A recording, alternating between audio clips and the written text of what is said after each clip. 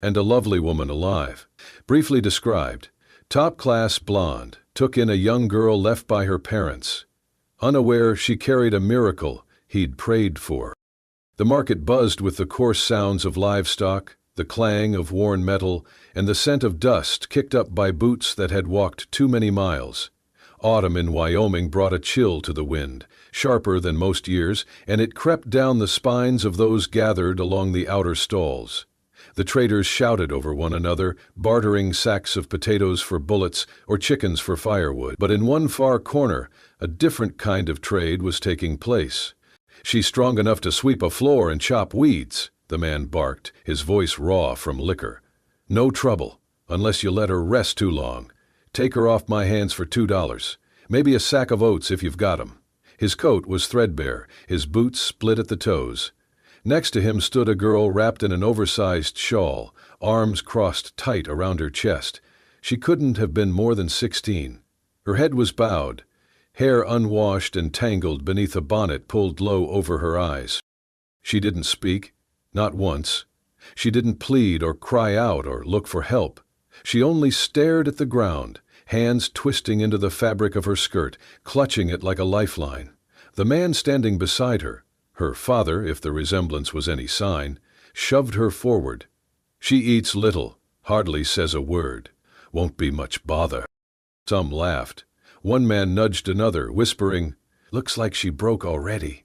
That one's got no fire left." On the edge of the gathering crowd stood Reed Carson. He had not come to buy a girl. He had come for nails and maybe a barrel of salt, but his boots had stilled when he caught sight of the trembling figure near the wagon. At 41, Reed had seen his fair share of what desperation did to a man. He had seen worse during the war, worse still after it. His beard was grizzled, his coat worn but clean, and though he had not smiled in years, there was something behind his weathered eyes that still saw beauty in broken things. He watched as another man offered $1.50 and a flask of corn whiskey. The girl flinched, the father considered. Reed stepped forward. $3, he said flatly. "And you never speak her name again." The father looked up, eyes narrowed. "You buying or rescuing, mister? Makes a difference to me." Reed didn't answer. He pulled the coins from his pocket and dropped them into the man's cracked palm. The clink of metal was final. The man snorted, motioned to the girl without looking, and spat into the dirt. "She's yours now. May she do better by you." The crowd lost interest just as fast as it had gathered. There was no violence, no protest, just the slow collapse of a girl's shoulders as she realized her fate had changed hands again. Reed turned to her. "Can you walk?" She nodded. "Then come." She hesitated, eyes flickering from his boots to his face. Reed pulled off his coat, a faded gray wool with stitched patches, and held it out. "You'll freeze before we get halfway up the ridge," he said. "Put this on." She reached for it with uncertain hands. The moment she touched it, she paused. Her fingers trembled as they ran over the lining, and then, quietly, without a sound, she began to cry. It was not a loud cry, not a cry meant for attention. It was the kind of weeping born in silence, built in corners, and buried under years of being unseen. She held the coat against her chest, tears soaking into the fabric, and looked up at him with an expression that was not quite hope, but not hopeless either. Reed said nothing. He only turned toward the wagon, motioning for her to follow. She climbed up beside him, still clutching the coat like it might vanish if she let go.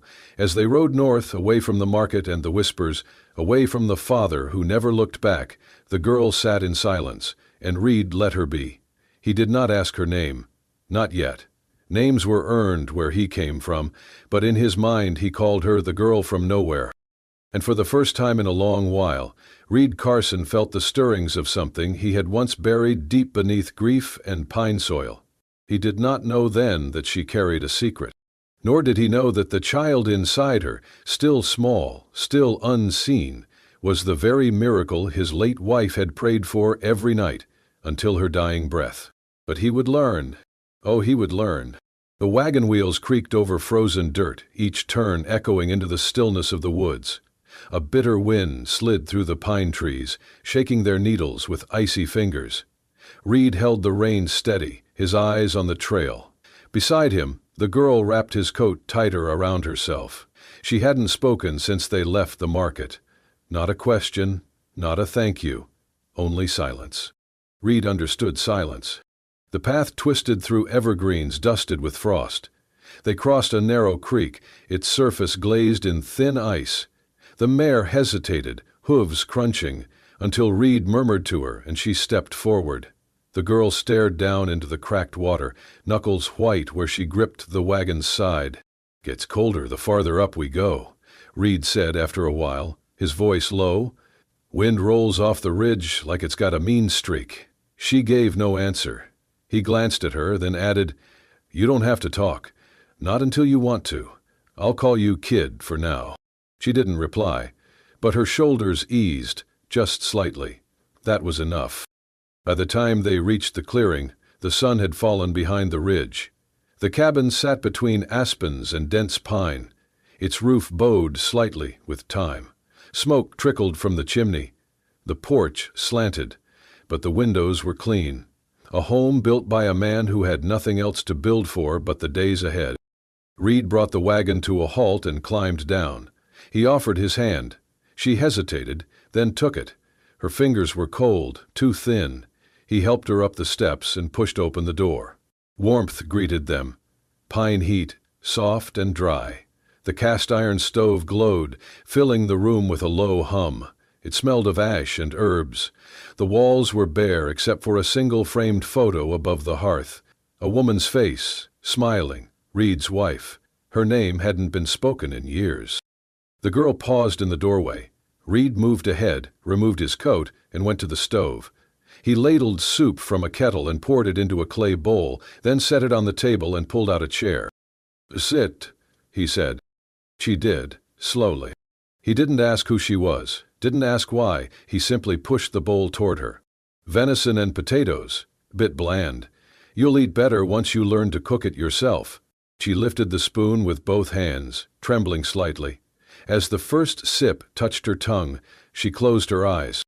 Reed leaned against the counter, watching the wind rattle the windows. Then, without turning, he said, "There's a cot in the back. Clean blanket, firewood stacked. If you need to wash, I'll heat water." He hesitated, then added, "And don't worry about staying quiet. Nobody here hits you for silence." She froze, her spoon stopped. Her eyes met his. He said nothing else, just walked to the stove, stirred the fire, and closed the door. Outside, the wind howled through the trees. Inside, something gentler stirred. She finished the bowl slowly. Her eyes drifted to the photo above the fireplace, studying the woman's kind smile. She didn't ask who she was. Reed didn't offer. Names could come later. For now, there was warmth, a bowl of soup, a place to sit, and a man who didn't demand answers. It wasn't much, but to her, it was everything. And in the quiet, something began to shift, something small, flickering, but real. The kind of warmth that could outlast winter. The days settled into quiet rhythm, broken only by the crackle of firewood and the occasional rustle of pine needles brushing against the cabin walls. Reed rarely spoke unless there was a reason, and the girl, still nameless to him, did not seem to mind. She rose early, helped stack logs, swept the floor, and clumsily tried her hand at boiling oats or peeling potatoes. Her first attempts at cooking left the cabin smelling faintly of smoke and half-scorched flour, but she never gave up. She was not graceful. She spilled water, dropped kindling, burned her knuckles once and hid it under her sleeve. But she worked. Reed saw the effort in her eyes, even when her hands trembled with cold or fatigue. He never scolded. When she couldn't start the fire one morning, he knelt beside her, picked up the flint, and showed her again, slowly, without words. "You strike it like this," he murmured, taking her small fingers and guiding them over the metal. A spark danced and caught on the dry moss, flickering into life. She watched it, wide-eyed, as though it were a miracle. Later that week, he brought out the hatchet. "Need more wood before the storm," he said, gesturing to the pile outside. She followed him in silence. The wind bit at their cheeks, but the sun lit the snow in blinding silver. Reed showed her how to split kindling, how to brace the block, where to grip. Her first swing was too soft, the second missed entirely. "Let me help," he said, stepping behind her. He placed his calloused hands over hers, not to control but to guide. She stiffened slightly, unaccustomed to touch that asked for nothing, but she did not pull away. Together they swung, and the wood split clean. She turned, looked up at him, breath visible in the cold. He met her eyes briefly, steady, warm, but stepped back. Distance, respect, it mattered. That night, over a meal of rabbit stew that tasted only slightly of salt, she finally spoke. "My name is Eva." Reed looked up but said nothing. "My parents, they threw me out," she continued, voice tight. "When they found out I was pregnant, said I'd brought shame. But when they tried to sell me, they told no one.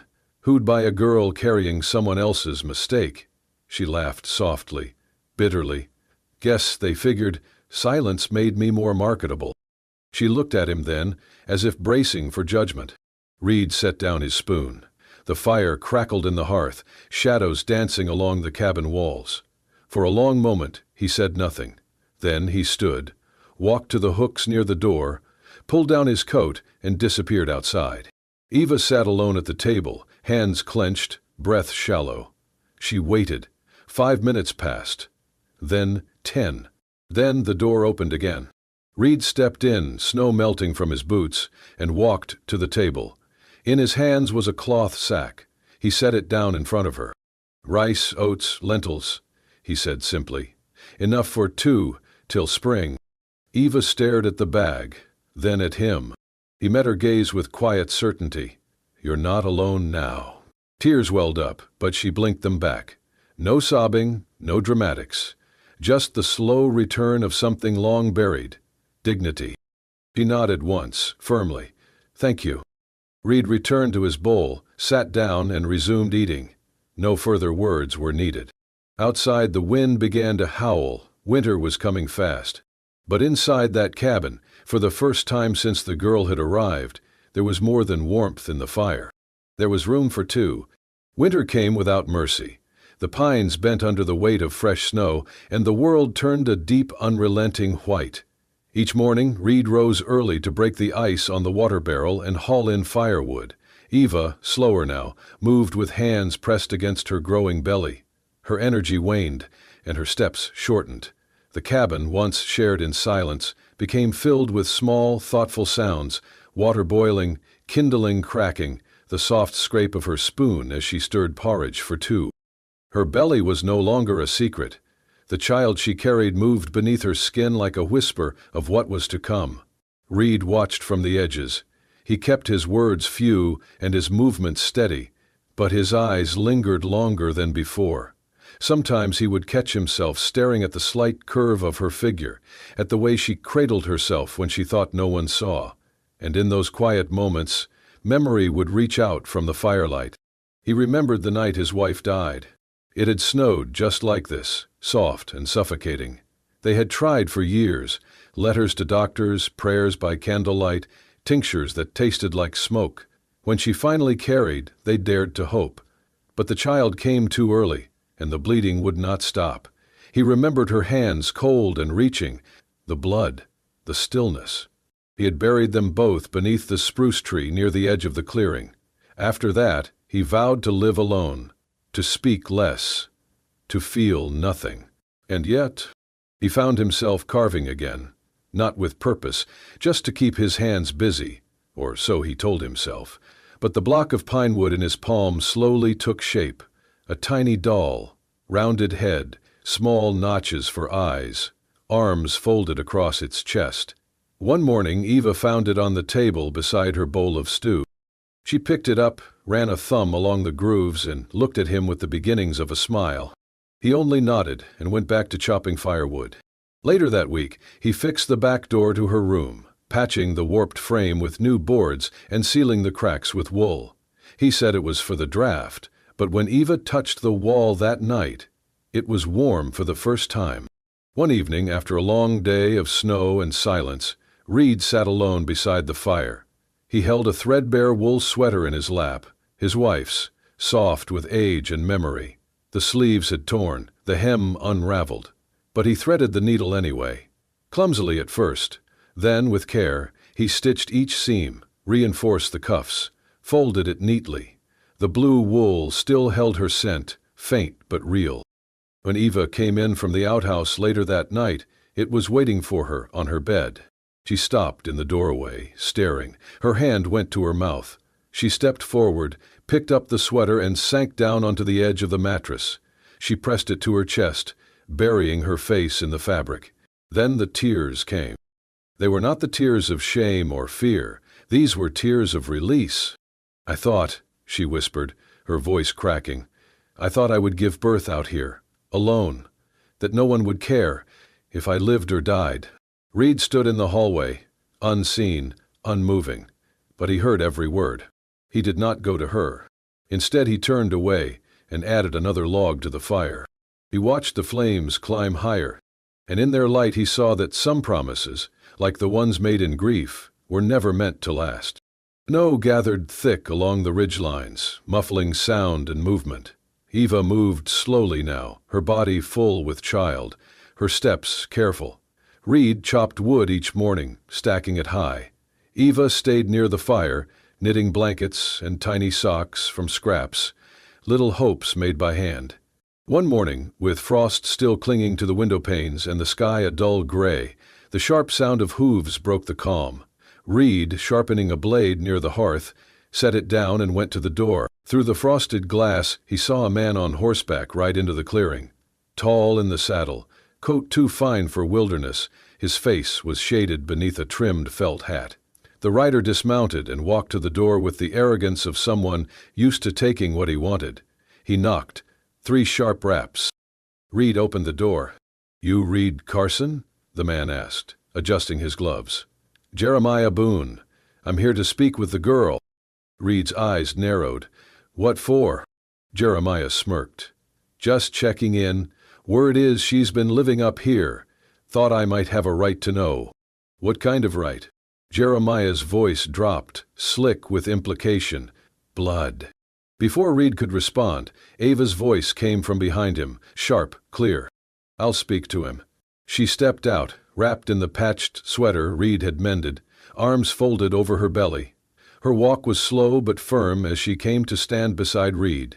Jeremiah's smirk faltered. "Eva, you look, well." She said nothing. He gestured at her belly. "Heard you were still alive. And expecting. Thought maybe I should do the right thing. Maybe be in the kid's life." Her eyes flashed. "You watched my father throw me out and said nothing. You turned away when I needed you. It wasn't like that. It was exactly like that." He raised his hands. "I just want to be part of the child's life. He's my son." "You don't get to call him that," Eva snapped. "You gave up that right the day you walked away. You didn't ask if I was safe. You didn't help. And now you think you can claim something just because it's convenient?" He opened his mouth, but she cut him off. "You think blood makes a father?" she asked, stepping forward, one hand on her belly. "This child is more than flesh. He's the one thing I thought I'd never be allowed to keep." Jeremiah's face hardened. "He's still mine." "No," Eva said, voice rising. "He isn't. A father stays. A father doesn't run." She turned to Reed, her voice breaking. "This child already has a father, one who gave us warmth, safety, and a home without asking for anything in return." She looked back at Jeremiah. "My son has a father, and it isn't you." Reed hadn't moved, but now he stepped forward and laid his hand on Eva's shoulder. A quiet gesture, but one that spoke everything. Jeremiah's face turned red, jaw tight. For a second, Reed thought he might strike, but then the man turned, fists clenched, and walked to his horse. He rode off without a word, without a glance back. Eva stood still, breathing hard, one hand over the baby who shifted softly inside her. Reed didn't speak. He didn't need to. Inside the cabin, the fire burned strong, and something stronger still, an unbreakable bond, born not from blood, but from choice. The fever came quietly, riding on a breath of wind that slipped in through the cracked windows and settled in Eva's bones. At first she simply moved slower, her cheeks pale, her voice softer, but by nightfall She was shivering uncontrollably, teeth chattering as she lay curled beneath every quilt Reed could find. He sat beside her bed, a bowl of steaming water on the table, cloth draped across her forehead. The fire roared, but the cold inside her would not yield. Her skin burned with heat and ice at once. Reed knew that feeling. He had seen it before, had watched helplessly as it stole warmth from the woman he loved. Not again. He went to the cabinet beside the hearth, fingers fumbling through the small wooden boxes lined in dust. At last he found the bundle of dried roots, crushed angelica, white pine bark, and meadowsweet. His wife had used them when the fevers came, whispering prayers as she stirred. He did not pray now, but he ground the herbs, steeped them in boiling water, and coaxed Eva to drink with a tenderness that surprised even himself. "You need to sweat it out," he muttered, brushing hair from her damp brow. "Stay with me now." All through the night he changed the cloth on her forehead, added logs to the fire, and held her hand as her breaths grew shallow, then strong again. When the fever finally broke near dawn, Eva opened her eyes and blinked at the flickering light. "You're still here," she rasped. Reed gave a half-smile. "Didn't have plans to go anywhere." Her lips quivered. I didn't think someone like me, someone used and left, could be worth this much care." Reed looked at her for a long moment, then stood and walked to the tall chest at the far end of the room. He knelt, pulled open the bottom drawer, and reached inside. When he returned, he held a small leather-bound journal, worn soft by time. He placed it in her hands. "My wife's," he said simply. "She wrote in it most nights, never showed it to anyone, but I figure she'd want you to read it now." Eva opened the first page with trembling fingers. The ink was faded, but the handwriting was elegant, looping. She began to read in a whisper. "If I could hold a child of my own, I think I would cry every day for a year, not for sorrow, but because I would finally know what it means to be full."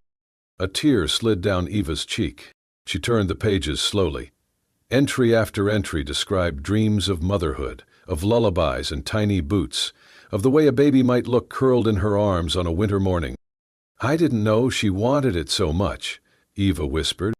Reed sat back down, his voice low. "She did. More than anything. We tried, and when it didn't happen, it hollowed her out. She never blamed me, just blamed time."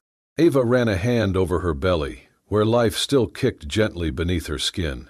Then, slowly, she laid the journal over her heart. "I never knew my child would be wanted by someone other than me," she said softly. "But I want you to know, Reed. I want this baby to have a name that means something." She turned her head toward him, eyes shining. "I want to name her after your wife." Reed's breath caught. For a moment, all he could do was stare. Then he nodded once, fiercely, as though something long locked away had been freed. "Her name was Lillian," he said, voice hoarse. Eva smiled. "Then Lillian she'll be." In the hush that followed, it was as if the old cabin itself sighed with something deep and unseen. The fire cracked, the wind outside softened, and in the space between heartbreak and healing, an old heart found a new reason to beat. The snow came heavier now, deeper than before, covering the world in white that swallowed sound and color alike. Reed kept a shovel near the front door, using it daily just to carve a path through the thick drifts. Inside, the fire never died. He chopped wood by the hour, his hands raw and splintered, but the house remained warm, safe. Eva's belly had grown full, round as a winter moon. She moved slower, her breath shorter, and sometimes he would find her staring out the window with a look of quiet dread. She never said it aloud, but Reed knew she was afraid. He remembered that fear. He had seen it in Lillian's eyes, too, just days before the end. Now, with each passing hour, Eva's unease grew. Reed said little, but he did more than speak ever could. He boiled water, gathered cloth, dried herbs for pain and fever. He lined drawers with swaddling blankets she had knitted. He made a cradle from pine, carved it with her favorite flowers, and placed it by the hearth. Every step was precise, deliberate, a man building a sanctuary with his hands.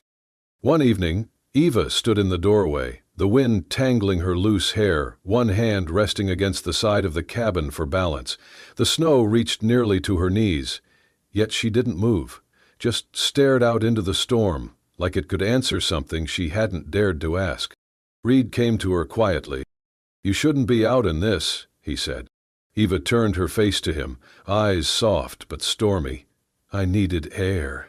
She looked down at her belly, then up again, voice wavering. "I've been thinking, when the baby comes, if I want to leave after, will you stop me?"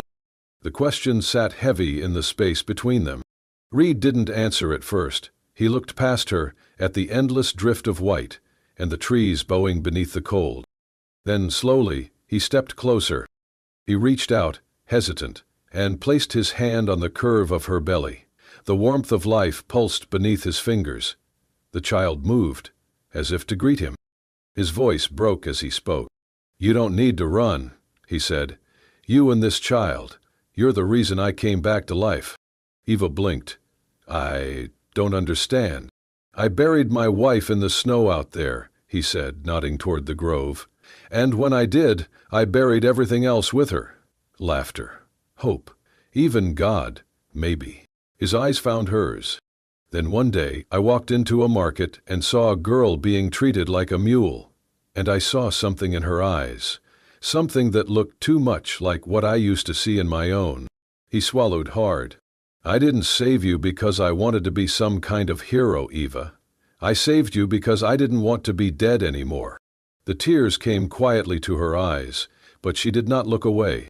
"And this baby," he continued, his hand still resting gently over her womb, "this baby isn't a burden, she's not a mistake, she's a second chance."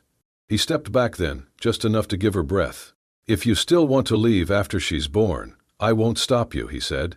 "But you need to know, you have a home here, a family, and no one's going to chase you out again." Eva looked at him, and in her eyes bloomed something stronger than fear. Trust. She stepped forward and leaned into him, resting her forehead against his chest. "I never had someone say that to me," she whispered. "Not once. Not in all the years I was told I was trouble. Not when I was sold. Not when I was left." Reed wrapped his arms around her carefully, as if she might break. "You're not trouble," he murmured. "You're a blessing, both of you." Outside, the wind moaned through the trees, but inside, the world held still. In that hush between snowfall and silence, between heartache and healing, two people stood in the doorway of something neither of them had dared to hope for. And the child in Eva's womb stirred again, alive, waiting, ready. The storm came without mercy. Wind screamed across the mountains, slamming into the cabin with fists of snow and ice. The fire blazed high, shadows dancing madly along the walls. Inside, Reed moved with urgency, stoking the flames, heating water, spreading clean cloths across the table. Eva's cries echoed through the small space, sharp, strained, cracking with both pain and determination. She was on the cot, her face pale, hair soaked with sweat.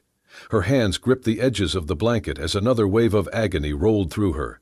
Reed was beside her, kneeling, heart pounding harder than it ever had, even in battle. He had seen death before. He had watched his wife fade away while he held her hand and could do nothing to stop it. But not this time. This time he would fight. "You're doing fine," he said, his voice shaking. "You're strong, Eva. You've got this." She gritted her teeth and screamed again, tears spilling from her eyes. "I can't." "Yes, you can," he said, brushing her forehead with trembling fingers. "You're not alone." Hours passed. The wind howled. Reed boiled more water, whispered encouragement, held her when the fear took over. He did not know how to help, not properly. But he gave everything, his hands, his voice, his heart. And then, at last, in the deep hour before dawn, a new sound joined the storm. A cry, small, piercing, alive. Eva collapsed back against the pillows, tears falling freely now, but from joy. Reed cradled the tiny, wriggling girl in his arms, wrapped her in a soft blanket, and stared down at her in stunned silence. She was perfect, red-faced, loud, fierce already, and breathing. Reed did not realize he was crying until Eva looked up at him, her voice a whisper. "You're the reason she was born safe," she said. "You're the reason she's here." He turned to her, knelt beside her bed, and gently placed the baby into her arms, but she shook her head. "No," she said softly. "She's yours too." She lifted the child back into his arms, watched as he cradled the newborn like a man holding salvation, and in that moment, the weight of years lifted from his chest. The man who had once buried hope beneath snow now held it, alive and warm, against his heart. Spring came late that year, but it came nonetheless. The snow melted slowly, revealing green beneath. Birds returned. The pines shook off their burden and reached skyward once more. Inside the cabin, life had changed forever. At the table by the window sat 3 figures. Eva, glowing with quiet strength. Reed, older but softened, laughter lines returning to a face that had long forgotten how to smile. And between them, little Lillian, wide-eyed and curious, clutching her father's thumb like it was the only thing anchoring her to the world. Each night they shared meals, stories, and silence that no longer felt empty. Each morning they woke to the sound of birds and the soft babble of a child discovering her voice. They were not bound by blood. They were bound by something stronger. 5 years passed. The town of Willow Creek hosted its spring festival beneath blooming apple trees and banners swaying in the breeze. Children ran between booths, their laughter ringing like music. Couples danced, neighbors exchanged news. Among them walked a family, hand in hand, faces known now to every heart in the valley. Eva Carson, Reed Carson, and their daughter, Hope. She wore a yellow dress with ribbons in her braids and called out, "Pa!" every time she found something new, flowers, pastries, a goat with a silly hat. Reed lifted her into his arms with practiced ease, kissed her forehead, and let her sit on his shoulders as they made their way through the crowd. 2 older women on a bench watched them pass. "Isn't that the girl from years back?" one whispered. "The nameless one, the one they said was sold?" The other shook her head. "No. That's Eva Carson. She's his wife now, and that little girl is their daughter, Hope." Back at the church that summer, Reed and Eva opened a small school for children without parents. They used the same table he had once prepared medicine on. Hope sat proudly on his knee, reciting letters while the other children watched. She never hesitated to call him Pa, never questioned whether the world saw her as his or not. It was truth enough for her. And then, one day, many years later, that same little girl, now grown, now strong, now speaking in her own voice, sat down to write. Her words would echo what had been lived quietly, without ceremony. "I do not share his blood. I do not carry his name by birth. But from his hands I learned kindness. From his eyes I learned courage. And from his silence I learned how to listen for love. He is my father. My mother is the miracle, and I am the proof that something beautiful can grow from what the world tried to throw away." Hope Carson closed her journal, looked out over the land her parents had tended with sweat and memory, and smiled. Love, she knew now, did not need to be claimed by blood. It simply needed to be chosen. And they had chosen each other, every single day. And so, in a land shaped by storms and silence, where pain often outlived hope, one man's quiet act of mercy and one girl's will to survive built something no one expected, a family. Not by blood, but by choice. Not by fate, but by love. If this story touched your heart, don't forget to like, share, and subscribe to Wild West Love Stories, where every tale reminds us that even in the dust and danger of the frontier, love can still rise. Unexpected, unbroken, and unforgettable. Where bullets missed, but hearts didn't. Subscribe now, and we'll see you on the next ride.